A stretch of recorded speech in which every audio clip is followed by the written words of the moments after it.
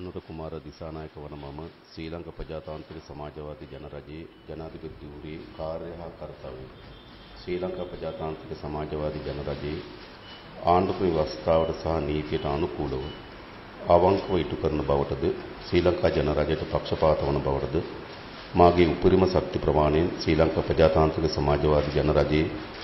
ආණ්ඩුක ව්‍යවස්ථාව ආරක්ෂා කොට අනුගමනය කරන බවටද ගෞරව බහුමානී යුක්තව ප්‍රකාශ කොට ප්‍රතිඥා දෙමි.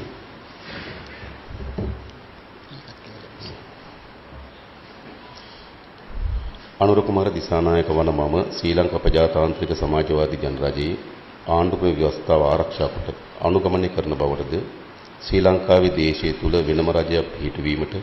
කෙලින්ම හෝ අන්‍යාකාරයෙන් ශ්‍රී ලංකාව තුලදී හෝ